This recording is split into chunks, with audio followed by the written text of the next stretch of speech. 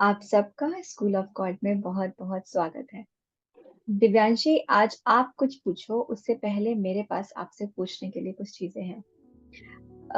दिव्यांशी, जब हम मिले थे पहली बार, आज से कुछ साल पहले, तब आपको पहली बार मिलके कैसा महसूस हुआ था? मुझे याद है कि हम जब पहली बार मिले थे, मैं बहुत डरी हुई रहती थी। और आपसे मिलके मुझे ऐसा लगा था कि आज मेरा दिन बहुत अच्छा है। आपसे बात करने के बाद बहुत हल्का महसूस हुआ था मुझे उस समय। हम्म। तो दिव्यांशी, ये जो हमारा कनेक्शन हुआ, हमको बहुत अच्छे से पता है, हम जिसके थ्रू मिले हम उस व्यक्ति से बहुत ज्यादा कनेक्टेड नहीं है, मगर हम मिले। तो it's not a coincidence, it's all या manifestations. It's all about our energy, what we are seeking and what we are getting. तो आज का कन्वर्सेशन इसी तरीके से शुरू करते हैं कि जब आप उस स्टेट में थे और आपको किसी की जरूरत थी, आप किसी से बात करना चाहते थे, किसी हेल्प की जरूरत थी, तो आपके अंदर से ऐसा कॉलिंग आता होगा कि I need help, I need help. You must be thinking also कि मुझे ऐसी हेल्प चाहिए, ऐसी हेल्प चाहिए। मगर कई बार होता है ना, जब हेल्प चाहिए होती है तो रास्ता नहीं समझ में आता कि कहाँ से हेल्प मिलेगी। मगर हमारे यूनिवर्स में हर किसी का यहाँ पे एक अपना अपना यूनिवर्स है। हमारे यूनिवर्स में और हमारे खुद के अंदर हम एक कॉमन चीज है, वो है हमारा कि हम सब एनर्जी से बने हैं। अब ये एनर्जी कहाँ स्टोर होती है?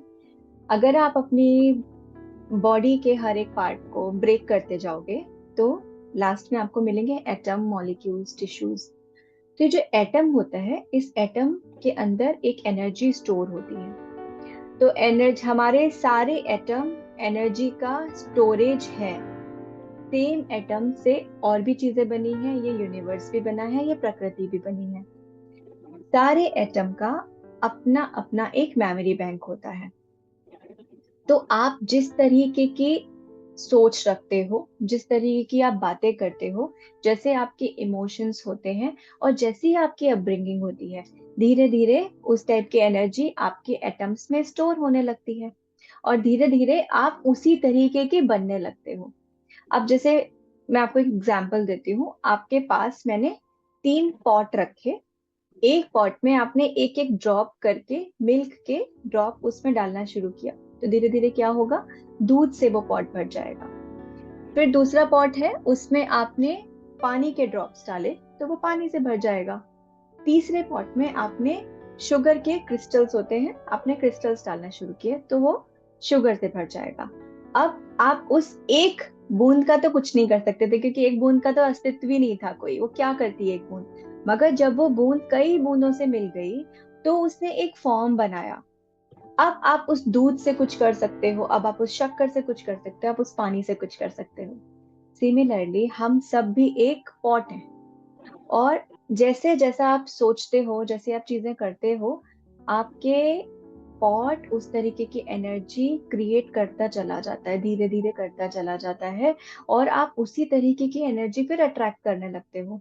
तो जब आपने मन से ये चाहा होगा आई नीड हेल्प, तो पता नहीं हमारा क्या कनेक्शन था, और हमने एनर्जी एक्सचेंज की और हम मिले, जबकि हम एक दूसरे को बिल्कुल नहीं जानते थे उसके पहले तक। हम मिले और हम आज भी एक दूसरे के साथ काम कर रहे हैं, नई नई चीजें सीख रहे हैं। और अगर मैं आपसे ऐसे बात करूं दिव्यांशी, कि जब आप मिले थे तब आपकी एनर्जी किस तरीके की थी और आपकी एनर्जी आज किस तरीके की है, तो क्या आप व्यूअर से एक्सचेंज कर सकते हो वो थॉट कि आप कैसा महसूस करते थे, आप आज कैसा महसूस करते हो?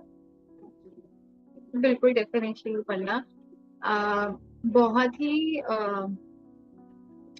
डिफरेंट एक्सपीरियंस है मेरे मेरे साथ। आई थिंक इस टॉपिक पे मैं बहुत अलग तरीके से सोचती हूँ। पहली बात तो, जैसे आपने शुरुआत करी ना कि जब मैं सोचती थी कि I need help, I need help, तो मैं ना सिर्फ मैं भगवान में मानती हूँ। ठीक है। हम्म। मैं, मेरे लिए मेरी वो सबसे, मेरे यूनिवर्स, मेरी एनर्जी वो थे। तो मैं हम्म। अपने यूनिवर्स से, अपने भगवान से जो कि मांगती थी कि आई नीड हेल्प। अब उनका जो भी तरीका था कि हमें उन्होंने मुझे कैसे आपके पास, आपसे कनेक्ट करवाया और आप मेरी जिंदगी में आए और आपसे मैं मिली, वो सब कनेक्शन वो उस यूनिवर्स ने कराया। मैं पूरी करेक्ट। तरह इसमें मानती हूँ। ऐसे ही सब अपना, आई थिंक सबका ही अपना अपना यूनिवर्स होगा। कोई पूरे यूनिवर्स को मानता है, कोई एक भगवान में आस्था रखता है, कोई किसी भगवान में आस्था रखता है, और कोई रिलीजन में आस्था रखता है। तो आई थिंक एक तो ये बात है। ऐसे मुझे आप मिले, ठीक है। दूसरा, जब आप मिले और हमारा आई थिंक वो जर्नी स्टार्ट हुआ, उसके पहले तक मैं अगर एग्जाम्पल के तरीके से, जैसे अभी आपने एग्जाम्पल बताया ना वो पॉट वाला, तो हम्म। मैं ऐसे बताती हूँ कि एक पॉट खाली था पहले। उसके अंदर जो कलर थे ना स्टोन्स के, वो ज्यादा डार्क कलर्स, मतलब I think I would say more in the black grey colours के, जिसमें डार्कर डर साइड। भी था। हम्म। हाँ, हम्म। डार्कर साइड, जिसके अंदर डर भी था, हम्म। जिसके अंदर बहुत सारा एंगर था, जिसके अंदर ईगो भी बहुत सारी थी, और हम्म। जिसके अंदर जेलेसी भी थी। बहुत सारी चीजें उसके अंदर डार्क कलर के कलर्स के पेबल्स भरे हुए थे। और वो सब जब मिक्स। मैं मिक्स, या ऑफ हम्म। कोर्स हम लोगों ने आई थिंक ये हम्म। डिस्कस भी किया था कि ये सब हम्म। कलर्स भी एक तरीके से बहुत सारे इमोशंस, अच्छे कलरफुल कलर्स का मिक्स होता है, तब जाके वो हम्म। एक डार्क कलर बनता है ना। हम्म। तो हाँ, हम्म। मैं वो एक कंफ्यूजन और क्लटर भर चुका था ना, तो वो हम्म। मेरे पॉट के अंदर वो कलर्स दिखते थे मुझे। Hmm. I think throughout this journey, अब अगर मैं देखना चाहूँ कि अब वो पॉट के अंदर कौन से कलर्स दिखते हैं मुझे, तो उसके अंदर मुझे पिंक भी दिखता है, शायद वो लव का कलर होगा। मुझे उसमें वाइट भी दिखता है, जो पीस का साइन होता है। उसके अंदर मुझे ग्रीन भी दिखता है, जो हार्मनी होती है, ठीक है। और बहुत सारे कलर्स और दिखते हैं। तो अब मुझे वो मिक्स है उसके अंदर। Hmm. Along with that, I would like to say कि पहले मुझे पता नहीं था कि मेरे साथ क्या हो रहा है। मुझे कुछ समझ नहीं आता था। मुझे हेल्प मांगनी है या नहीं मांगनी, वो कैसे मांगनी है, ये भी मुझे नहीं पता था। तो फिर हार के जो मैंने भगवान से मांगी, अब मुझे ये पता है आपसे मिलने के बाद कि मेरे साथ क्या हो रहा है। मेरे अंदर अवेयरनेस, आई थिंक चीजों को लेके, अपने इमोशंस को लेके अवेयरनेस बढ़ गई है। किस टाइम पे मेरी एनर्जी, मतलब मैं लो फील कर रही हूँ, और किस टाइम पे मैं बहुत खुश हूँ। मैं वो दोनों, उन दोनों चीजों को आई थिंक पहचान पाती हूँ। देख तो पाए। मेरी आई थिंक अवेयरनेस बहुत बढ़ गई। हम्म। दूसरा, आई थिंक पहले क्या होता था कि जब पता नहीं होता था तो ठीक कैसे करना है। अब पता है, तो अब ठीक करने के लिए एटलीस्ट मुझे ये भी पता है कि मैं अपने साथ बैठ के कुछ टाइम अगर स्पेंड करूं, और अपने आप से कुछ सवाल और कुछ अपने आप को अंदर ही अपने आप इनर टॉक करूं, उस इमोशन के साथ सिर्फ बैठ के उसके बारे में सोचूं, तो मेरे को उससे भी बहुत हेल्प और ईज मिल जाती है। करेक्ट। ये करेक्ट। डिफरेंस है बिफोर और आफ्टर में, मैं ब्यूटीफुल कहती एग्जाम्पल दिव्यांशी अभी तुमने लास्ट में दे दिया। यही सब सिखाना चाहता है school of God. School of God आपको ये बताता है कि आप खुद को कैसे हील करो। स्कूल ऑफ गॉड बताता है कि सारी जो भी आपकी एनर्जीज हैं उनके साथ आप कैसे काम करो, उनको कैसे बाइफरकेट करो, उनको कैसे समझो कि आपको कौन सी एनर्जी प्रिजर्व करनी है और कौन सी एनर्जी रिलीज करनी है।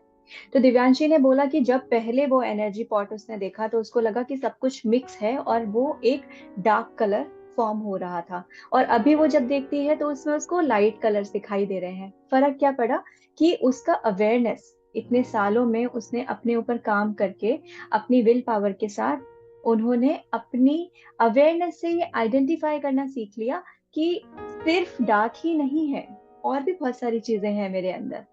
और जब आपको ये पता चल जाता है कि मेरे अंदर अगर वीकनेस ये है तो स्ट्रेंथ क्या है, तो आप उन स्ट्रेंथ की एनर्जी को यूज करके आप अपने आप को और स्ट्रांग बना सकते हो, और अपनी खराब एनर्जी जो किसी भी कारण से आ गई है आप उसको रिलीज कर सकते हो। दिव्यांशी, पहले के टाइम पे ना, अभी देखा जाए तो ना अवेयरनेस ये धीरे धीरे करके छूटती जा रही है कि लोग क्योंकि लोगों के पास टाइम नहीं है, वो नहीं देख पाते कि उनके अंदर क्या चल रहा है। और वो होल सोल अवेयरनेस की बात करते हैं, वो क्या है? परेशानी।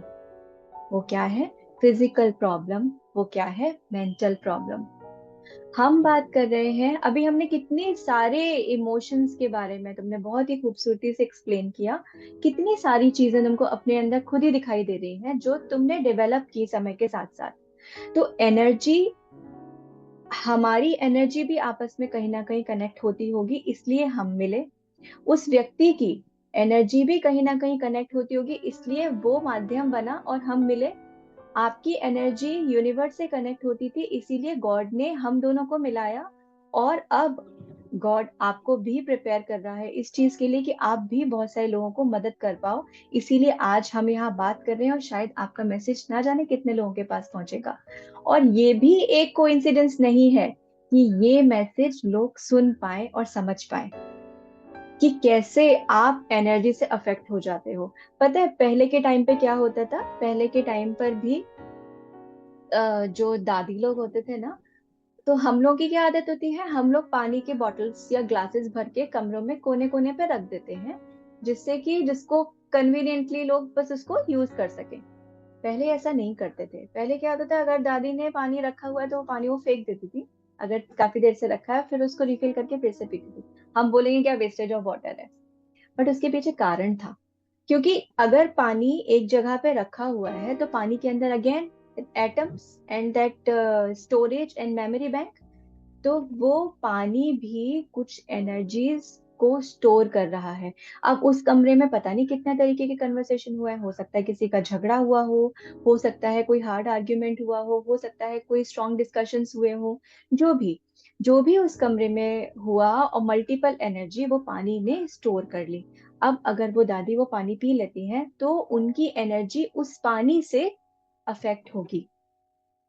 ऐसे ही एक एग्जाम्पल है कि अगर कभी घर में किसी का मूड खराब है और वो कुछ कह नहीं रहा बट उसका सिर्फ मूड खराब है, तो थोड़ी देर बाद उसकी एनर्जी दूसरों को इम्पैक्ट करने लगती है और लोग भी लगने लगा कि लो फील हो रहा है या अच्छा नहीं लग रहा या चिड़चिड़ हो रही है, गुस्सा आ रही है। ये सब क्या है? All the time we are exchanging energy from each other. तो हमको इसीलिए कहा जाता है सही संगत में रहना। सत्संग का भी बहुत महत्व कहा गया है कि आप अच्छे लोगों से मिलो, अच्छे लोगों से सिर्फ बात करो, अच्छा म्यूजिक सुनो, अच्छे वीडियोस सुनो, क्योंकि इन सब से आप एनर्जी एक्सचेंज कर रहे हो और वो आपकी एनर्जी को चेंज कर रहा है। और जब आप, जैसे कि आपने बोला, आपको अपनी एनर्जी समझ में आने लगी है, अगर आपको अपनी एनर्जी पकड़ में आ जाती है तो फिर आप अपनी एनर्जी को कभी भी लो होने नहीं दो।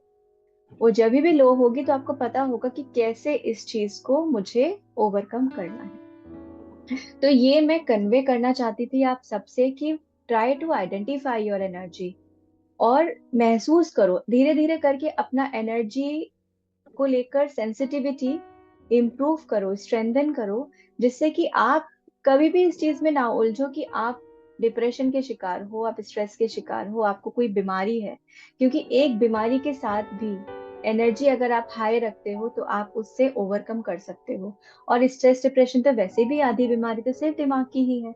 अगर आपका एनर्जी धीरे धीरे राइज होने लगेगा तो डेफिनेटली आप कंप्लीटली अपनी प्रॉब्लम से बाहर लेकर आ सकते हो खुद को।